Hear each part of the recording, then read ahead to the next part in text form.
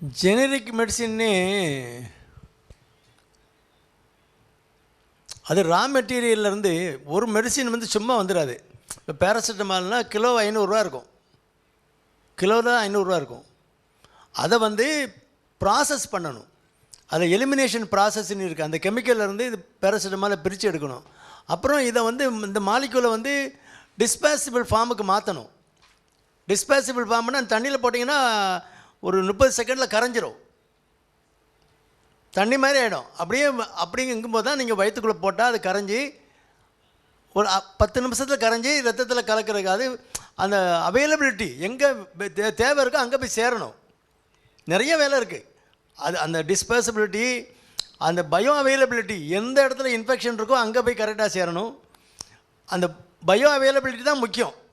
அந்த இடத்துல எவ்வளவு மருந்து அது நமக்கு தேவையான இடத்துல இருக்குதோ அதை பொறுத்து தான் ரிசல்ட் கிடைக்கும்.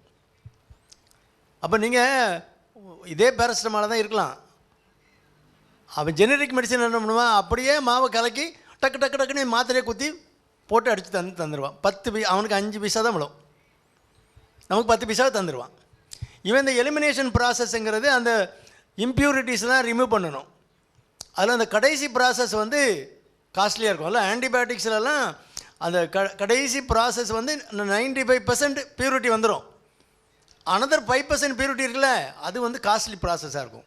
100% பியூர் மாலிக்யூல் தான் நீங்கள் எங்கே தேவையோ அங்கே போய் ரிசல்ட் கொடுக்க முடியும். ஒரு ஒர்க்கரை நீங்கள் செலக்ட் பண்ணுறீங்கன்னா அவன் அதுக்கு இந்த வேலை கரெக்ட் தானா, கரெக்டாக எக்ஸிக்யூட் பண்ணுவானான்னு பார்த்தானே அனுப்புகிறீங்க. சோப்பலாங்கி பையில் பிடிச்சி அனுப்பிட்டு அவன் அங்கே போய் எங்கேயா சொதப்பிட்டு வந்தான்னா, இந்த மாதிரி தான் நீங்கள் நம்ம மற்ற கொடுக்குற மருந்துகள் வந்து ஜெனரிக் பாம்பம்போ அது இது 10 பைசாவாக இருக்கும், அந்த 50 பைசாவாக இருக்கும், 5 மடங்கு வித்தியாசம் இருக்கும். ஆனால் ரிசல்ட்டு அந்த மருந்து என்ன வேலை செய்யணுமோ அதுதான் செய்யும், இது செய்யாது. அதனால் நீங்கள் மருந்து தான், இந்த மருந்து சாப்பிட்றதுக்கு வழியே இல்லை, கவர்மெண்ட்டில் மாத்திரை வாங்கி சாப்பிடணும், அது பேரில் இருக்குது கவர்மெண்ட்டுன்னு இருக்குல்ல, அது மண்டு தான், அது சாப்பிட்றோம். அது வேறு வழி இல்லைன்னா நீ ஒன்றும் சாப்பிடாமல் இருக்கிறது அது சாப்பிட்லாம். ஊமையனுக்கு உலர்வாயும் பரவாயில்ல இல்லை, ஊமையன்னா அவன் உலர்வாயின்னா ஒரு ஆள் படின்னு சொல்லுவான், என்னதான் அது கொஞ்சம் கொஞ்சம் புரியும். அதே மாதிரி ஊமையனுக்கு உலர்வாயும் பரவாயில்லங்கிற மாதிரி அந்த மாலிக்யூலை எடுத்துக்கலாமே தவிர, அதுக்காண்டி மாத்திரை நான் நிப்பாட்ட போகிறேன் டாக்டர், என்னால் காஸ்ட்லியாக இருக்க ஒன்றும் முடியலன்னா எப்போ நீ கவர்மெண்ட் ஹாஸ்பிட்டலில் வாங்கி சாப்பிடு. ஏதோ அந்த மருந்து, அது நான் என்ன மருந்து நான் கொடுக்குறேனோ அந்த மருந்து கொடுக்குறோம், அது என்ன எஃபெக்ட் இருக்கோ அது கொடுக்கணும், அவ்வளோதான். இருக்கிறது இருந்துட்டு போட்டோம், ஒன்றும் இல்லாமல் இருக்கிறதுக்கு அது கொடுக்கலாம், அவ்வளோதானே தவிர. ஏன்னா இவன் கேட்குறது கவர்மெண்ட்டில் என்ன கேட்குறான், லோயஸ்ட் கொட்டேஷன் கேட்குறான். லோயஸ்ட் கொட்டேஷன் கொடுக்கவே அவன் அதுலேயும் ஒரு லாபத்தை வச்சு தானே கொடுக்க முடியும் கொட்டேஷன். அப்புறம் எப்படி இருக்கும் ஆக்கம் தெரியாதான் நீங்கள்? இப்போ மதுரத்தில் 20 ரூபாய்க்கு டீ போடுறான், லோயஸ்ட் கொட்டேஷன்னா 5 ரூபாய்க்கு டீ தருவான் ஒருத்தன். நீங்கள் சூப்பராக டீ குடிக்கணும்னு நினச்சிட்டு போவீங்க, எப்படி இருக்கும்?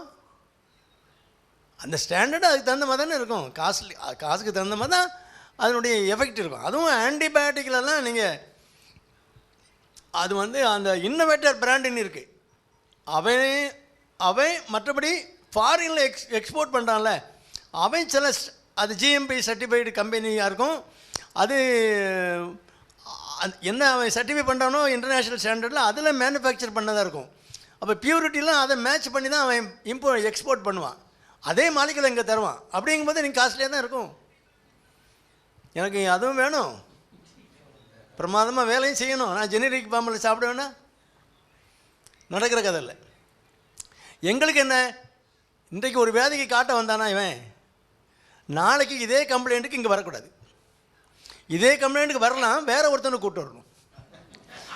சார் என் தம்பிக்கும் அதே மாதிரி தான் இருக்குது, நேற்று எனக்கு ஊசி போட்டு சரியாக போச்சு, இவனை பாருங்கள் அப்படின்னு கூப்பிட்டு வரணுமே தவிர, அதே ஆள் திரும்ப திரும்ப 4 நாளும் உட்காந்தானா எனக்கு கேவலம். நான் வைத்தியம் பண்ணுறதுல அர்த்தமே இல்லை. இன்றைக்கு வந்தவன் நாளைக்கு வேலைக்கு போயிடணும். ஒரு கம்ப்ளைண்ட் வந்தானா, வயிற்று ஓட்டான் வந்தானா, வாந்தின்னு வந்தானா, இன்றைக்கி ஒரு ஊசியை போட்டானா, நான் மாத்திரை கொடுத்தோமா, நாளைக்கு வேலையில் இருக்கணும். அவன் ஒர்க்கிங் போகுதில்ல, அங்கே முதலாளிக்கு இடைஞ்சல், வேலைக்கு இடைஞ்சல், இவனுக்கு சம்பளம் போச்சு, எவ்வளோ இடைஞ்சல் இருக்குது. கூட 50 ரூபா கொடுத்து ஒரு மாத்திரையை வாங்கிட்டா என்ன கெட்டு போச்சான்? எவ்வளோ பாசிட்டிவிட்டி இருக்குது, அங்கே தான் பார்க்கணும், ரிசல்ட்டு தான் கொடுக்கணுமே தவிர. எனக்கு காய்ச்சலில் 3 நாள் படுத்து 4 நாள் படுத்து கிடந்துட்டு சார் 1 வாரமாக எனக்கு காய்ச்சல் நான் போகவே இல்லைன்ட்டு வரக்கூடாது.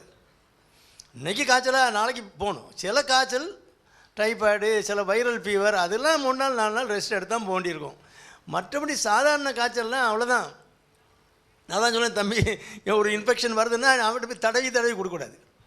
ஒரு கிருமி வருதுன்னா மூக்கில் ஒரு குத்து, செவட்டில் ஒரு அரை, சோலி முடிஞ்சு அது கிறங்கி விழணும். அப்போ அந்த மாத்திரை நீங்கள் கொடுக்குற டோஸு எங்கே இருக்கணும், அங்கே இருக்கணும்.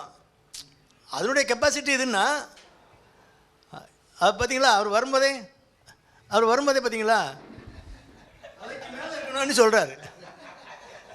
உங்கள் டோஸு தலைக்கு மேலே வேலை செய்தால் தான் அந்த பாக்டீரியாவிலேருந்து நம்ம தப்ப முடியும்.